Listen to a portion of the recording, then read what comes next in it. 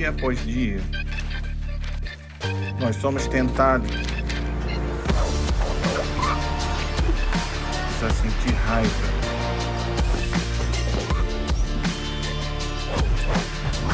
a ser ciumentos,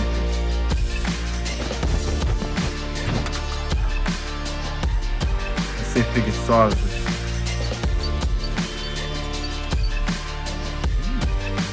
a ser egoístas, luxúria, idolatria, odiar, enganar, vangloriar, roubar, cobiçar, desonrar, trair, caluniar, invejar, violência, surpresa.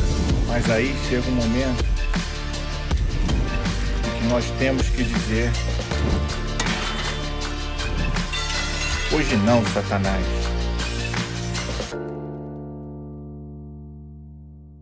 E aí, pessoal, tudo bem? Seja bem-vindo, seja bem-vinda à nossa reunião online de hoje, depois de 2 semanas paradas. Eu tive Covid e aí fiquei com a garganta muito ruim, ainda estou tossindo e não consegui gravar. Foi simplesmente muito difícil. Quero te pedir desculpa aí por conta disso, mas graças a Deus estamos aqui de volta, tá bom? Bem, meu nome é Lucas Bonatti, você já me conhece, eu sou pastor da PMB, a Primeira Metodista Brasileira aqui em Downtown Miami. E esse é nossa reunião online. De novo, seja muito bem-vindo, seja muito bem-vinda. Nós estamos numa série de mensagens falando sobre pecados. Estamos cobrindo os pecados capitais. E hoje nós damos continuidade a isso, tá ok? Recado muito importante, reunião presencial hoje à noite. Vamos celebrar a Santa Ceia hoje, tá certo? E temos algumas coisas para conversar lá.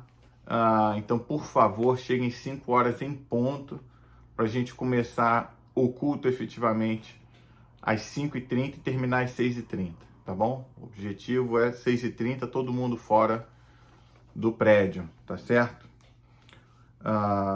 Temos que conversar coisas importantes porque nós, daqui a uns meses, vamos pro prédio novo, tá bom? Então, por favor, compareçam. Mas quero agradecer pelas orações de vocês, pelo suporte de vocês e só dizer que estamos com saudades aí de estar juntos novamente, tá certo? Vamos orar preparando nossos corações e mentes para a gente adorar a Deus e meditar sobre sua palavra. Pai, nós louvamos o teu nome e engrandecemos, Senhor, o teu nome neste dia, te pedindo, Senhor, que tu venha a receber as nossas vidas em tuas mãos, nos tocar com teu toque de cura, teu toque de reconciliação, teu toque de transformação, venha nos purificar, nos transformar, nos aperfeiçoar, Senhor, para que nós possamos ser aprovados diante de Ti. Em nome de Jesus, toma as nossas dores, os nossos sofrimentos, as nossas angústias, as nossas necessidades em Tuas mãos e vá abrindo portas, Senhor, para que nós possamos frutificar e conquistar, Senhor, aqueles sonhos que nós temos, Senhor. Os sonhos que nós temos que não Te agradam, por favor, afaste dos nossos corações, afaste das nossas mentes, para que nós possamos efetivamente ter uma vida abundante enquanto vivermos aqui nessa terra. Abre nossos corações e mentes e fala conosco através da meditação da Tua palavra, através dos louvores nesta manhã. Em nome de Jesus oramos, agradecidos. Amém.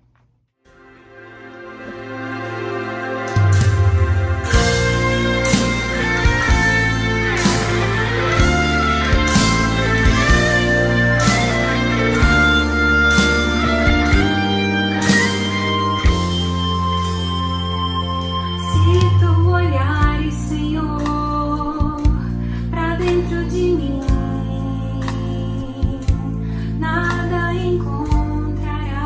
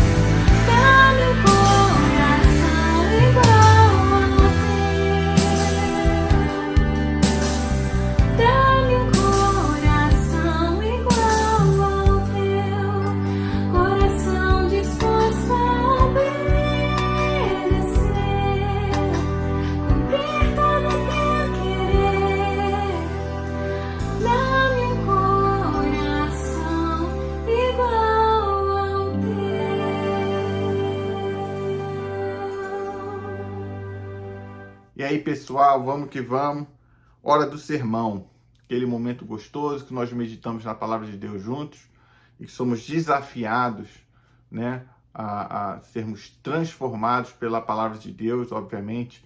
Se vem alguma coisa de bom nas meditações que eu ofereço, é porque vem de Deus. Aquilo que vem de ruim vem da minha parte, tá bom? Então vamos hoje cobrir um tema desafiador, né? E eu quero pedir você, fica comigo aí até o fim, porque você vai ter a tentação de sair, talvez. Eu não quero que isso aconteça. Por quê? Porque nós vamos falar de orgulho. E todo mundo tem o seu ladinho orgulhoso, então a tendência é a gente querer evitar esse assunto. Por isso que eu tô falando, fica aí, aguenta a tentação e não sai não. Eu lembro quando a minha irmã estava na faculdade, eu estudou medicina, e eu ouvi uma vez ela falando, não tem jeito, quando a gente se corta, né, você tem que lavar rápido com água corrente. Para quê? Para evitar infecção, para evitar o pus. Por quê? Porque quando vira pus, o único jeito de curar, sabe qual é? Raspando o pus, dói mais ainda. Né? Então, se colocar a mão, ou seja lá, a parte do corpo que está cortada embaixo da água corrente, dói. Raspar o pus para depois lavar dói muito mais. Então, eu quero começar logo tirando o pus. Vamos começar já a 1000 por hora a mensagem de hoje. Na semana passada me aconteceu algo muito interessante. Eu fiz uns posts aí na internet, né, Instagram e tal, no Stories e coisas assim, e alguns comentários no privado, né, interessantes. Mas um que me chamou a atenção foi de um amigo que eu gosto muito, querido, e ele, confrontando aquilo que eu estava falando, ele falou: pastor, mas o que você está falando vai ao contrário do que praticamente todos os pastores, os grandes pastores reconhecidos nacionalmente dizem. E você está falando o contrário. Eu falei, é mesmo, eu sei disso. Falei, eu sei. Porque infelizmente eles são os vendidos, eles se venderam. E não estão pregando o evangelho. O compromisso deles já não é mais com o evangelho, já faz um tempo. E me dói dizer isso, mas é a pura verdade. E eu sei que isso é chocante de ouvir, né? Ah, você é arrogante, pastor? Não, não sou arrogante. Eu sou uma pessoa muito tranquila e busco ser muito centrado e calmo, né? Muito consistente nas coisas que eu digo e acredito, né? Então eu vou colocar para você uma informação aqui que eu nem passei para ele, porque eu não quero ficar batendo boca na internet, mas eu quero mostrar para você por que eu penso assim. Você pode discordar de mim e tá tudo bem. Mas eu tenho um problema muito sério quando pastores, seja aqui nos Estados Unidos, no Brasil, em que lugar for, tem uma sede de se associar ao poder, a chegar em lugares de poder, porque o exemplo bíblico é de que todo mundo que buscou esse exemplo de poder botou os pés pelas mãos, desobedeceu a Deus, pecou e trouxe grande sofrimento às nações. Os exemplos históricos, né, da igreja cristã, que começou com a igreja católica, mostram perseguições, assassinatos, morte. Por quê? Porque buscava se impor uma crença a muitos povos. E a gente vê isso hoje, nos nossos dias, muito claro, nos países de outras religiões fundamentalistas, de teocracias, onde eles buscam impor a religião deles e alguns escritos, uma interpretação do texto sagrado deles, né? E trazendo uma situação de caos, morte, terrorismo e coisas do tipo. Então, eu não gosto quando os pastores se submetem, se associam, se colocam em defesa de qualquer poder político, de qualquer vertente, né? O nosso papel é pregar o evangelho e a coerência da vida do evangelho, né? E aí, para mostrar por que eu chamo eles de vendidos, eu vou dizer para você, esses pastores midiáticos que hoje apoiam o governo federal, você tem todo o direito de apoiar o governo e gostar do governo, ser teu partido, tudo bem. Não é o meu, mas tudo bem. Mas não existe almoço de graça, gente. Assim que entrou esse governo, começou já uma transação de leis, né, que permitiu o perdão de uma dívida de 1,4 bilhões de reais. Vou falar de novo. 1,4 bilhões de reais das igrejas. E dívidas referentes a dívidas tributárias, dívidas previdenciárias, impostos que pagam a aposentadoria dos seus funcionários. Ou seja, esses líderes cristãos que estão aí babando em defesa do governo e criticando qualquer pessoa, demonizando qualquer pessoa que fale contra, expulsando de suas igrejas qualquer pessoa que se fale contra, eles não têm almoço de graça, eles estão fazendo porque estão recebendo certos benefícios, né? E eles estão semeando todo aí os seus funcionários das suas empresas multimilionárias, uma geração sem direitos trabalhistas, uma geração sem aposentadoria, porque é justamente o imposto de aposentadoria que eles não pagam. E aí vira uma dívida e eles querem perdão da dívida. E conseguiram, vou repetir, 1,4 bilhões de reais. Né? Para você ter uma ideia, o próprio presidente falou, se eu fosse deputado ou senador, eu votaria, né, pela derrubada do veto, ou seja, porque ele fez uma jogadinha lá, isso não importa, mas enfim. Ele basicamente deu um recado para que aprovassem esse perdão da dívida. Né? Vou te dar um exemplo aqui, a Igreja do Senhor Malafaia, né, da sua editora, eles devem hoje 4,6 milhões de reais em tributos. Para você ter uma ideia, em 2018, quando o atual presidente foi eleito, essa dívida era de 1,5 milhões. Triplicou a dívida. Por quê? Porque ele não pagou mais um centavo. Né? Vamos lá. Outra igreja, a Igreja Internacional da Graça de Deus, do famoso R.R. Soares, é uma igreja que deve 162 milhões de reais. E essa dívida está no pacote para ser perdoada. Né? Lembrando que as igrejas elas são isentas de imposto de renda sobre sua receita, ou seja, as ofertas e dízimos, a igreja não paga imposto, ela só paga imposto em relação aos seus funcionários, impostos tributários e previdenciários em relação aos seus funcionários. E não é à toa, portanto, que essas igrejas se colocaram a favor da reforma trabalhista, que acabou com os direitos trabalhistas, que acabou com a CLT no Brasil, e também foram a favor da reforma tributária, a reforma previdenciária, que pesou ainda mais a vida do trabalhador brasileiro. Enfim, o ponto é, não existe almoço de graça. E é por isso que eu falo que esses caras são uns vendidos. Porque por troca de favores financeiros, eles abdicaram de qualquer valor relacionado ao evangelho e defendem um cara que é uma antítese do evangelho, né?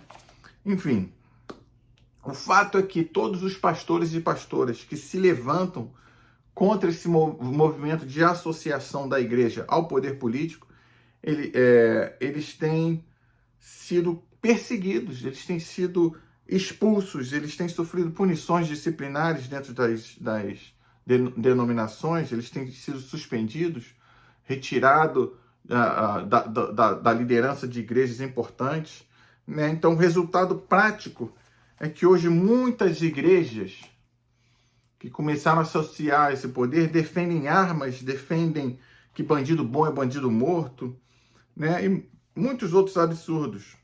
E para piorar, existem aquelas igrejas, essas igrejas que têm tido voz na mídia, eles criticam aqueles que ajudam os pobres, aqueles que defendem os necessitados e combatem a desigualdade. Eu já ouvi pastor dizendo que a igreja que faz ação social está roubando de Deus, porque o dízimo e a oferta devem ser usados exclusivamente para benefício da igreja.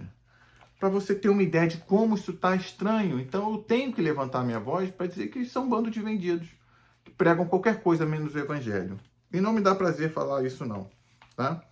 Então é por isso que eu respondi a esse meu amigo que esses pastores famosos são sim vendidos, né? Que pregam qualquer coisa menos o evangelho. Eu acredito nisso. Mas vamos lá. A conclusão é a seguinte, por que eu estou falando isso? Eu falei que eu ia começar raspando o pus. Eu falei que eu ia começar já rasgando a 100 por hora. Por quê, querido? Porque o texto de hoje está em Filipenses 3, a partir do versículo 1. Eu vou começar a ler a parte B do versículo, né? Para dizer o seguinte, que Paulo é muito mais duro do que eu sou. As palavras de Paulo são bem mais fortes do que as minhas.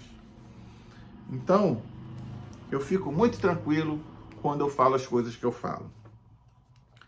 Paulo diz assim, e essa também é a minha postura. Nunca me canso de dizer-lhes estas coisas. Eu não me canso também. E o faço para protegê-los. E é justamente por isso que eu falo essas coisas. Eu sei que vocês não gostam de ouvir. Eu sei que você que é a favor do presidente, a favor desse movimento, que gosta do Malafaia, que gosta do Soares, que gosta do Macedo, você olha comigo com desprezo. Você que gosta desses lagoinha aí, você vai olhar para mim com raiva. Mas eu faço isso para proteger você. Eu preciso te manter na luz da verdade do Evangelho. Então, Paulo continua. Olha só como Paulo é gentil. Versículo 2. Cuidado com os cães, aqueles que praticam o mal. Não é o cão que late, é uma pessoa. Os cães, aqueles que praticam o mal. Os mutiladores que exigem a circuncisão. Então, eu vou chamar certos pastores de genocidas. Não está muito longe de chamar de cão mutilador de corpos, né? E ele continua no versículo 3. Pois nós que adoramos por meio do Espírito de Deus, somos os verdadeiros circuncidados. Essa aqui é uma aula de teologia, só essa frase, mas eu não vou entrar nela não. Alegramo-nos no que Cristo fez por nós.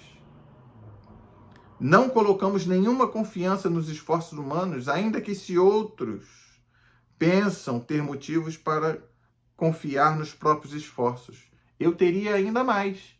Olha o que Paulo diz. Eu fui circuncidado com 8 dias de vida. Sou israelita de nascimento da tribo de Benjamim, um verdadeiro hebreu. Era membro dos fariseus, extremamente obediente à lei judaica. Era tão zeloso que perseguia a igreja. E quanto à justiça, cumpria a lei com todo rigor. Pensava que essas coisas eram valiosas, mas agora as consideram insignificantes por causa de Cristo. Sim. Todas as outras coisas são insignificantes comparadas ao ganho inestimável de conhecer a Cristo Jesus, meu Senhor. Por causa dele, deixei de lado todas essas coisas e as considero menos que lixo, a fim de poder ganhar a Cristo e nele ser encontrado. Não conto mais com a minha própria justiça, que vem da obediência à lei, mas sim com a justiça que vem pela fé em Cristo. Pois é com base na fé que Deus nos declara justos. Quero conhecer a Cristo e experimentar o grande poder que o ressuscitou. Quero sofrer com ele, participando de sua morte, para de alguma forma alcançar a ressurreição dos mortos. Palavra do Senhor para a gente hoje. Ou seja, Paulo, assim como eu, diz essas coisas duras para proteger a sua igreja, para proteger os seus amados irmãos e irmãs. E Paulo, com mais força do que eu, chama aqueles que estão distorcendo a mensagem do Evangelho de cães. Eu menciono não numa maneira filosófica, eu trouxe números, eu trouxe dados, fatos, práticos. Simplesmente chamo esses caras de vendidos e não me envergonho disso, né?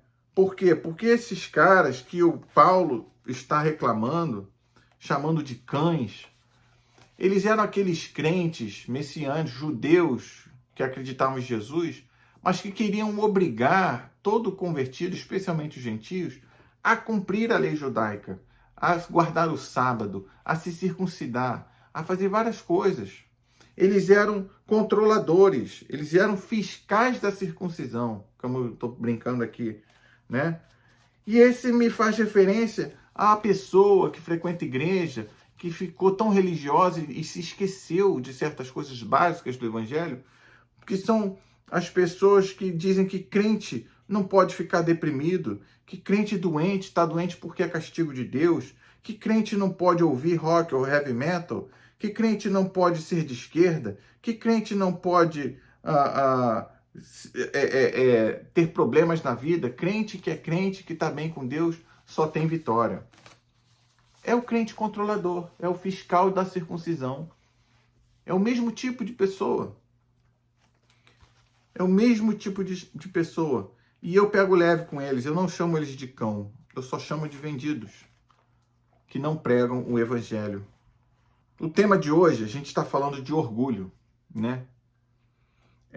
E orgulho significa vangloriar-se da sua própria dignidade, da sua própria importância, do seu mérito, da sua superioridade. É se sentir bem, é exaltar-se a si mesmo, né? E aí tem uma coisa, né? Que tem gente que fala orgulho bem, orgulho do mal, orgulho do bem. Porque, por exemplo, se você corre uma corrida de 5 quilômetros, né? Ao conseguir correr 5 quilômetros, você tem que se orgulhar de você, você tem que celebrar que você conquistou aquilo, é importante. O problema é quando você começa a se sentir superior a quem chegou atrás, a zombar de quem chegou atrás, né? Quando você realmente acredita que é melhor interiormente porque você chegou na frente de alguém. Aí vira pecado, né? Outra definição de orgulho, que é bem relacionada, bem mais clara, na minha opinião, é quando eu acredito que eu sou essencialmente, ou seja, por dentro, a minha essência é melhor do que a de outras pessoas.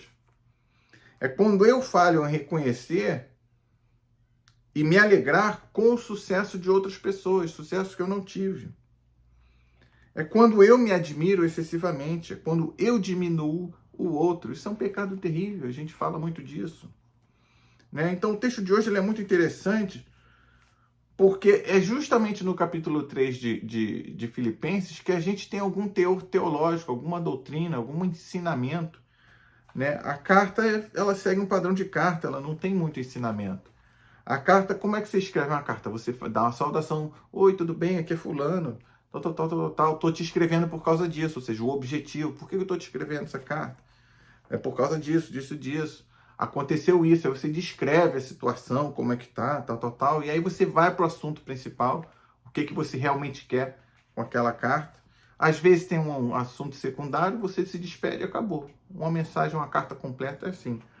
Então, quando a gente analisa a carta de Paulo, você vê que existe a saudação, ele descreve o objetivo, por que eu estou escrevendo isso, tal. Depois ele descreve como é que ele está, o que está acontecendo com ele na prisão, parará. E aí ele dá uma adicionadazinha, fala, queria muito enviar Timóteo para ir, mas estou esperando que resolva aqui a minha situação para que ele já vá com a notícia, se eu vou morrer ou se eu vou viver. Também veio aqui Epafrodito, me ajudou, tal, dá uma notícia. Aí ele vai para o assunto principal, que é justamente o que a gente está falando hoje, capítulo 3. Ele dá uma estendida, um assunto secundário, ele agradece pela oferta e depois ele se despede, né? Então, é uma carta. E o único ponto que Paulo fala aqui do assunto principal é justamente o que a gente está lendo, é o capítulo 3. E o assunto principal dele é guardem a sua fé. Guardem a fé de vocês, cuidado com os cães, os fiscais da fé, que eles querem impor a religiosidade deles em cima de vocês, né? E o mais legal nisso é que Paulo ele tem lugar de fala, né, para ficar na linguagem moderna aí dos jovens.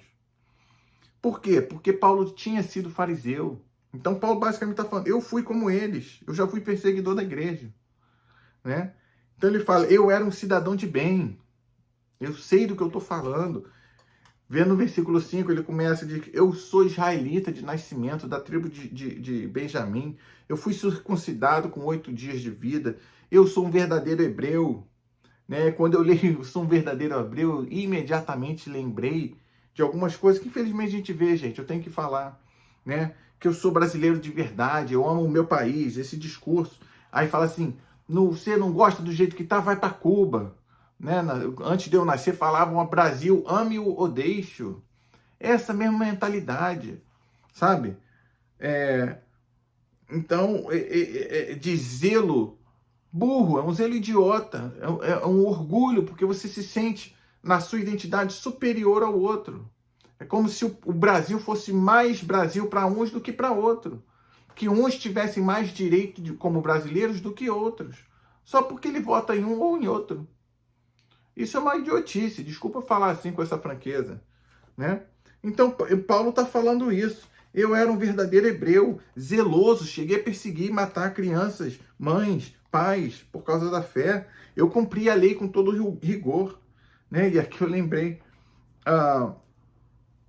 dos crentes rigorosos que dizem que a TV é a caixa do diabo, e aí não vê TV, não pode ouvir rock and roll, não pode fazer nada, né? Porque tem um rigor de cumprir a lei do Senhor, né? Então Paulo, ele era esse hebreu orgulhoso, apaixonado, né, por sua identidade, por sua nação, por sua religião. Paulo tinha alcançado essa posição na vida, né, por seus próprios méritos, pelo seu próprio esforço. Você está ouvindo as palavras mágicas que a gente ouve por aí direto? Ele conseguiu ser esse fariseu perseguidor porque ele tinha o mérito dele, o seu esforço, o seu zelo religioso, né? E quantos de nós realmente não fazemos a mesma coisa, né? Quantos de nós ficam falando assim, mas eu aprendi com o meu pastor que tem que ser assim, assim, assado, não pode ser de outro jeito. Com zelo com as coisas, né? Eu lembro, não, um crente de verdade tem reverência, ele se ajoelha para orar. Quem nunca ouviu falar disso, né? Que saudade da escola dominical, antigamente era assim, assim, assado, né? E a gente vai relembrando, ficando com saudade do passado e pensando que tudo que acontece hoje está errado, né? É uma postura, o que eu estou querendo dizer, querido? Isso é uma postura de orgulho. É o orgulho de ser identificado como cristão, que gera esse zelo, um zelo dominador, controlador, fiscalizador, uma paixão tão grande que nós nos tornamos fundamentalistas. Sabe? A gente ouve tanto que nos cantos nós somos o povo de Deus, e aí a gente passa a acreditar que só nós somos o povo de Deus, escolhidos e especiais, e mimados, e cuidados, e queridos, e maravilhosos, que só nós somos os filhos de Deus, e ainda usamos uma frasezinha assim, somos filhos de Deus, não somos criatura, que é outra coisa, você desumaniza aquele que é diferente de você, como Paulo fez aqui. Paulo chamou o cara de quê? De cães. Desumaniza, porque é mais fácil você falar mal de uma criatura e não de uma pessoa. Então você se enche desse orgulho cristão, orgulho religioso, fala, não, eu sou filho de Deus, o resto é criatura. Então os ateus, os desviados, né? As pessoas de outras religiões são criaturas, não são filhos de Deus, portanto merecem o castigo de Deus, porque eles debocham do Senhor. E você ouve esse tipo de baboseira, esse tipo de maluquice por aí, né? Aí você fica, não, eu tenho intimidade de Deus, porque nós, afinal de contas, oramos, nós jejuamos, nós adoramos, nós lemos a palavra de Deus, nós temos a palavra de Deus. E aí você se coloca numa posição superior ao outro, praticando orgulho. Eu sempre uso um exemplo do meu amigo indiano Shivraj. Não é a melhor coisa do mundo esse exemplo, como é uma bênção na minha vida. Porque Shivraj, ele adorava os deuses hindu. E um dia fez uma oração. Já cansei de falar isso aqui. Se existe algum Deus vivo nesse panteão de deuses, fala comigo, eu quero falar com você. E o Shivraj teve uma experiência que nem eu e você nunca tivemos. Ele teve uma visão muito parecida com a de Paulo e ouviu vozes, uma voz se apresentando como Jesus. E ele se converteu. Sabe por quê? Porque onde ele vivia, no meio que ele vivia, não existia nada de cristianismo. E ele procurou a Deus e Deus se revelou a ele. E Deus teve uma experiência especial para ele. O cara não orava, o cara não jejuava para Cristo, o cara não acreditava em Cristo, o cara nunca tinha ouvido falar de Cristo. E nós somos povo de Deus, íntimos, e portanto, nossa vida somos, e aqueles que não são, merecem o castigo divino. Pelo amor de Deus, gente, vamos fugir dessas maluquices, né? Eu lembro, por exemplo, quando pessoas da minha igreja, no Brasil, quiseram proibir que não crentes fossem celebrar casamento na nossa igreja. E alguns defendiam que só metodistas poderiam casar ali. Isso não existe. Isso é fundamentalismo religioso. Isso é orgulho religioso. Isso é orgulho de alguém que não conhece a Cristo, né? Eu lembro que há 5 anos atrás, mais ou menos, eu fui de férias para o Brasil, e aí foi a última vez que eu preguei na minha igreja, né? A igreja que eu me batizei. E eu estava pregando sobre Romanos 1, 16, 17, que diz que eu não me envergonho do Evangelho, porque é poder de Deus para a salvação de todos, aqueles que nele creem. E aí, no meio da pregação, eu falei, eu não me envergonho do Evangelho, mas eu me envergonho de crente que diz que bandido bom é bandido morto. Mal sabia eu que 80% daquela igreja estava apoiando esse slogan idiota e demoníaco. E que para mim era um absurdo, e hoje continua sendo um absurdo, mas hoje virou um negócio normal dentro das igrejas. Virou um negócio normal. Eu não consigo entender, eu tenho muita dificuldade de entender. Só piorou. Eu tenho acompanhado as notícias de concílios, de denominações importantes, né, que estão mudando regras, proibindo o ministério das mulheres, né, proibindo pastoras, suspendendo, expulsando pastores que combatem o racismo, né, são chamados de esquerdistas, como se fosse uma coisa. E assim vai, eu vou ficando chocado. Um tal de pastor Isidoro, deputado federal da Bahia, ele tentou protocolar uma lei que proibia o uso da palavra Bíblia e Bíblia Sagrada em publicações futuras, que não estivessem de acordo com a tradição cristã. O que significa que se eu escrevesse um livro, a Bíblia do Churrasco, eu não poderia publicar se essa lei tivesse sido aprovada, essa lei imbecil. Sabe? Existem tentativas de tornar orações e leituras bíblicas obrigatórias nas escolas. Gente, imagina se de repente tem um congresso de outra religião, só para, por exemplo, botar aqui muçulmano, e aí eles criam uma lei que obrigue todo mundo a ler o Alcorão. Você que é cristão, você gostaria de ser obrigado a ler o Alcorão? Que coisa idiota é essa? Existe um movimento de orgulho cristão no Brasil, um orgulho fundamentalista, que está tornando a igreja cristã brasileira uma igreja talibã. Por favor, rejeite isso em nome de Jesus para a sua vida.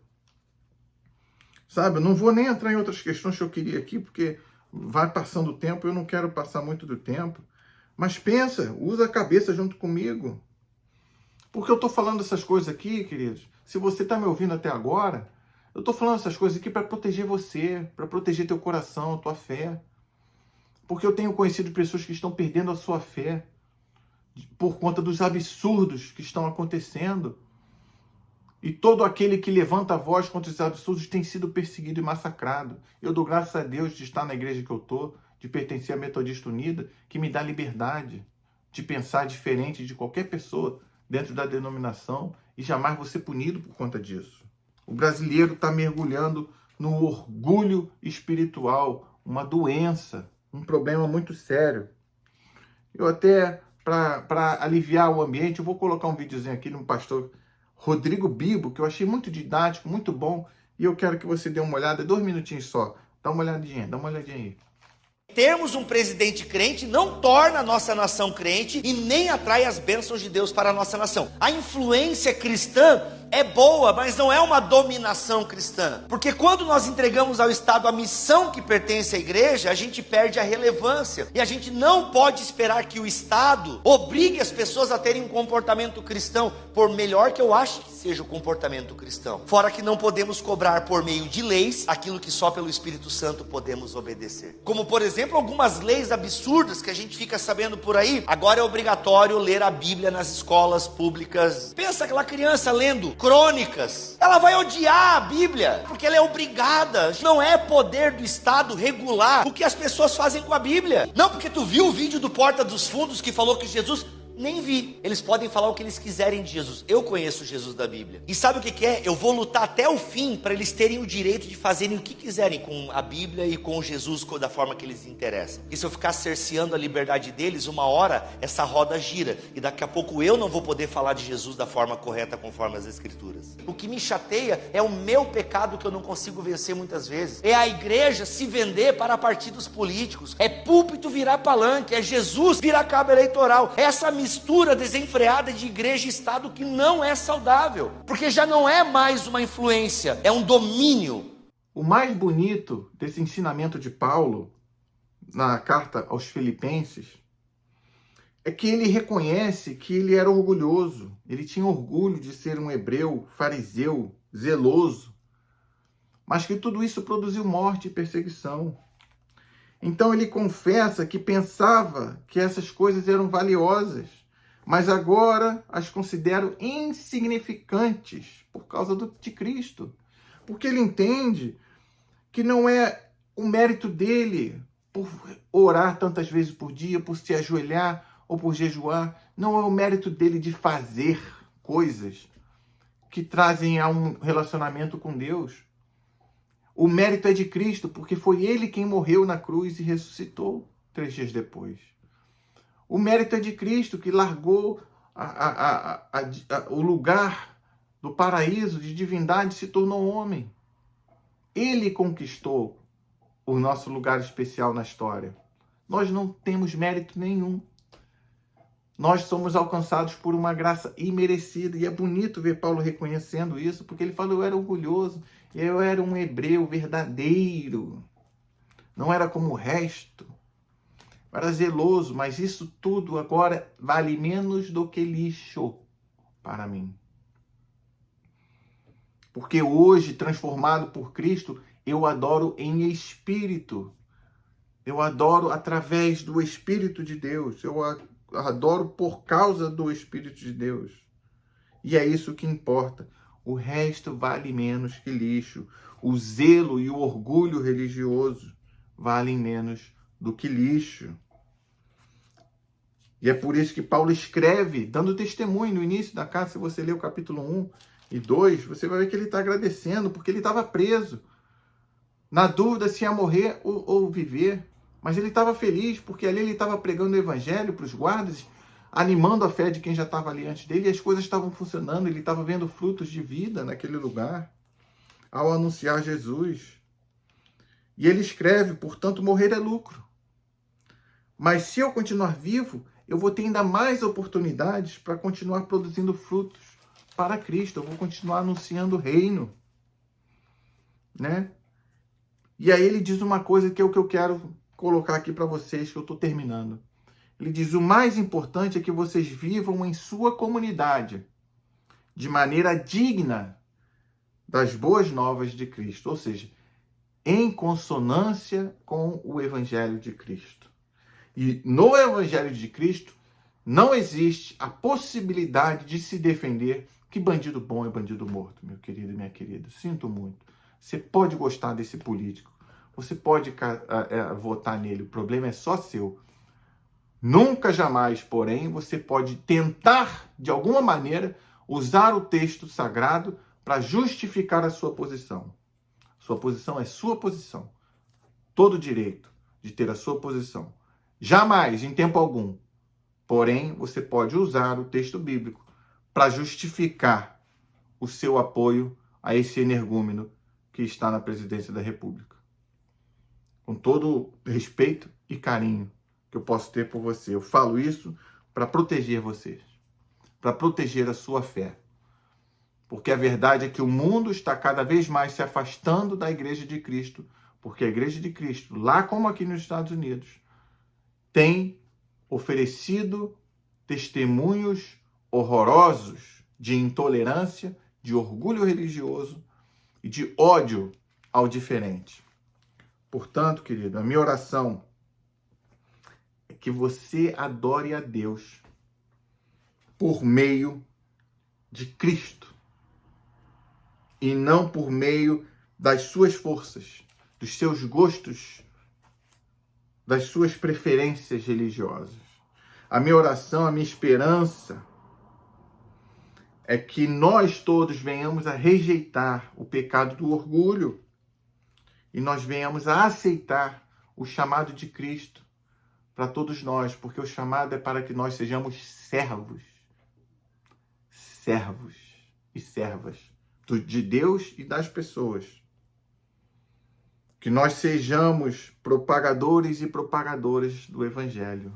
Nós não somos, graças a Deus, cães fiscais da circuncisão, nem dos bons costumes.